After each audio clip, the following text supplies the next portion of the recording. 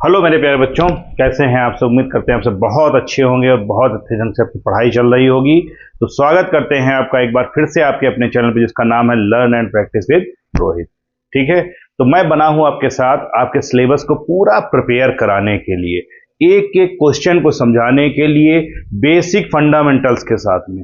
आपका कोई क्वेश्चन, कोई भी स्टेप ब्रेक नहीं होगा, जंप नहीं होगा। सारे क्वेश्चंस का सॉल्यूशन मिलेगा कहां? सिर्फ एक ही चैनल पे, जिसका नाम है क्या? Learn and practice with Rohit. छोटे छोटे पार्ट्स में, छोटी छोटी क्लासेस में, स्टेप बाय स्टेप हम लोग बढ़ते चले जा रहे हैं एक नए मुकाम की ओर। और उम्मीद करते हैं कि आप लोग भी इस चैनल के साथ में जुड़े होकर के पूरा सपोर्ट करेंगे और पूरा सहयोग करेंगे और अपने नोट्स को बहुत अच्छे ढंग से प्रिपेयर करेंगे। ये ध्यान रखिए, मैं हर वीडियो में यही बात आपको बताता हूं, नोट्स जरूर प्रिपेयर करें। बिना नोट्स के आपकी पढ़ाई अधूरी रह जाएगी। इसलिए वीडियो को देखें, समझें और अपने नोट्स अपने आप खुद प्रिपेयर करें। कहीं से खरीदने की जरूरत नहीं है, कहीं से बाई करने की जरूरत नहीं है। क्यों? क्योंकि जब तक आप खुद लिखेंगे नहीं, खुद समझेंगे नहीं, पेपर तो आप ही को देना है ना, पेपर में तो आप ही को लिखना है। इसलिए आप नोट्स को खुद प्रिपेयर करें, ये मेरी एक पर्सनल रिक्वेस्ट है आपसे। ठीक है, तो exercise number 5.3 class 10th mathematics चल रही है। चैप्टर नंबर 5 लगभग हमारा द एंड की ओर बढ़ रहा है और लगभग हम लोग जो है अपने 5 नंबर के लेसन को कंप्लीट कर लेंगे बहुत जल्द ही। ठीक है, फिर आइए स्टार्ट करते हैं क्या अपना लेसन और अपने क्वेश्चंस को। क्वेश्चन नंबर 4, इसमें क्या दिया गया है? 636 योग प्राप्त करना है के लिए एक सीरीज है आपको दी गई है 9, 15 और 9, 17 और 25, सॉरी 9, 17 और 25। इसको कहां तक लिखना चाहिए या कितने पदों तक लिखना चाहिए, यह आपको ज्ञात करना है। अर्थात इसमें कितने पदों को हम लिखें कि हमको 636 का योग प्राप्त हो जाए। ठीक है, तो यहां पर पहले लिखेंगे आप क्या? प्रथम पद। प्रथम पद दिया गया है। प्रथम पद क्या है आपका? a, और a इक्वल टू हो गया 9। फिर आप लिखेंगे क्या? सार्व अंतर। सार्व अंतर जो है ये हो गया d, और d इक्वल टू हो जाएगा 17 माइनस 9। d इक्वल टू हो जाएगा आपका 8। क्लियर? d की वैल्यू क्या आ गई? 8। क्लियर है ना? अब आपको मान लीजिए 636 प्राप्त करना है, तो यहां लिखेंगे माना n पदों का योग। माना n पदों का योग कितना है?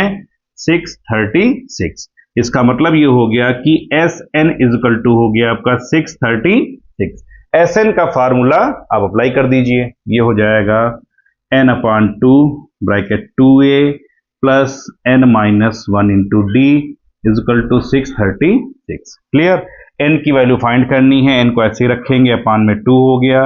2a की वैल्यू गिवन है आपको 9 प्लस n माइनस 1, और d की वैल्यू फाइंड कर चुके हैं 8 इक्वल टू हो गया 636। क्लियर? ये हो गया आपका n/2, 9 2 जा 18 प्लस n माइनस 1 इंटू 8 हो गया इज इक्वल टू 636।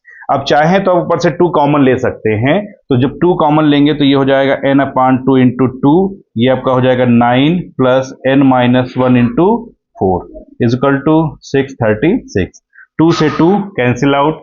अब ये आपका हो गया n is equal to n, और ब्रैकेट में क्या दिया गया है? 9 प्लस, तो ये हो गया आपका 9 प्लस 4 की मल्टीप्लाई करेंगे n में, तो 4n minus 4 is equal to 636।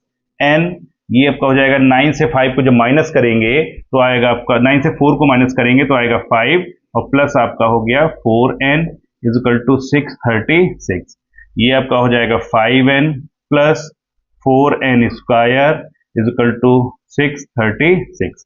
अब 636 को क्या करेंगे? शिफ्ट करेंगे, तो ये हो जाएगा 4n square plus 5n minus 636 is equal to 0। ये हमारा क्या बनके तैयार हो गया? द्विघात समीकरण। ठीक है, अब हम इस द्विघात समीकरण के क्या करेंगे? फैक्टर्स करेंगे। कैसे? सबसे पहले आप लिखेंगे यहां से n स्क्वायर का गुणांक। ध्यान से समझेंगे तो समझ में आएगा। n स्क्वायर का गुणांक हो गया क्या? 4। अब हम इसके बाद में क्या लिखते हैं? अचर पद। अचर पद बेटा वो होता है जिसमें कोई भी चर ना दिया गया हो, अर्थात वो केवल हमारी संख्या हो। तो संख्या हमारी क्या हो गई? 636। अब हम इसकी करेंगे मल्टीप्लाई। 4 इंटू 636 की मल्टीप्लाई, तो ये हो गया 6 चौक 24, 2 रिमेनिंग बचेगा, 4 छंग 24, 2 4 3 12, 2 14 हो गया, हासिल 1, 6 चौक 24 और 1 हो जाएगा 25। मल्टीप्लाई करने पर आ गया आपका कितना, 2544। अब 2544 को दो फैक्टर में ब्रेक करना है, माइनस करने पर 5 आना चाहिए और मल्टीप्लाई करने पर क्या आना चाहिए, 2544। तो आइए इसके फैक्टर्स करते हैं। 2544 2 से किया 1, 2 दूना 4, 2 सते 14 हो गया, 2 दूना 4 हो गया। फिर 2 से करेंगे, 2 छंग 12, 2 तिया 6 हो जाएगा, ठीक है, और 2 छंग 12 हो जाएगा, 636 आ जाएगा। फिर आप 2 से करेंगे तो 2 तिया 6, 2 एक नम 2, 2 अठे 16 हो गया, 2 एक बार जाएगा, फिर हो जाएगा 2 5 बार जाएगा और 2 9 बार जाएगा, ठीक है। इसके बाद में अब ले जाएंगे 3 से, तो 3 बचे 15, 3 त्रिका 9, फिर आ गया आपका 53। 53 को आप एक बार 53 से ले जाइए, ठीक। 53 को जो है आप एक बार 53 से ले, क्योंकि 53 किसी के टेबल में नहीं आएगा, ठीक। ये आएगा, नहीं आएगा। तो इसके फैक्टर्स देखिए क्या हो गए, एक तो इनको मिला लीजिए, तो ये हो गया क्या, 2 2 जा 4, 4 2 जा 8, 8 2 जा 16 और 16 3 जा कितना हो जाएगा 48। तो अर्थात हम इसको लिख सकते हैं क्या, फर्स्ट ब्रैकेट में हो गया 53, फिर आपका हो गया 48, और अगर आप 53 से 48 को माइनस करेंगे तो क्या आएगा 5। क्लियर। तो ये फैक्टर्स हमको मिल गए। अब हम इसको सॉल्व करते हैं। तो ये हो गया 4n square plus 53 minus 48 n minus 636 is equal to 0, 4n square plus 53n minus 48n minus 636 is equal to 0। इनमें से कॉमन कुछ नहीं मिलेगा तो सिर्फ n कॉमन लेंगे, तो ये हो जाएगा 4n प्लस 53 माइनस 48 कॉमन ले लीजिए, तो क्या आएगा, 48 कॉमन मिलेगा, 48 तो नहीं मिल रहा है, आप सिर्फ 4 कॉमन ले लीजिए, 4 भी नहीं मिलेगा तो क्या लेंगे कॉमन,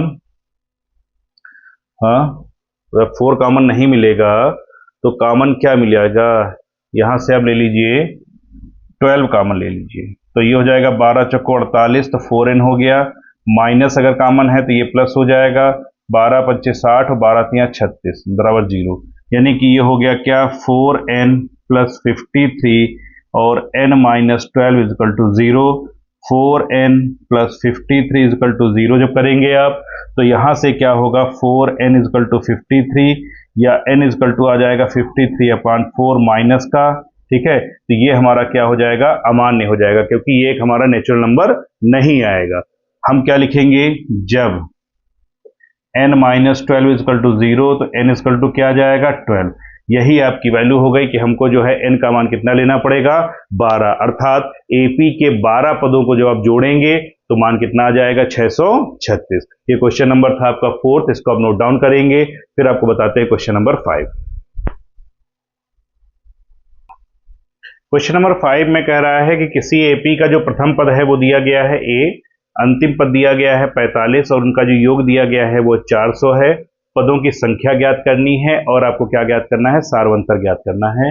तो सबसे पहले जो गिवन है आप उसको लिखेंगे, प्रथम पद हो गया A हमारा 5, सारवंतर हमको फाइंड करना है, तो सारवंतर D इजकल टू कर दीजिए क्वेश्चन मार्क, अंतिम पद L बराबर आपका दिया गया है 45, तो 45 लिखेंगे और पदों का जो योग दिया गया है S बराबर 400 आप वो लिखेंगे।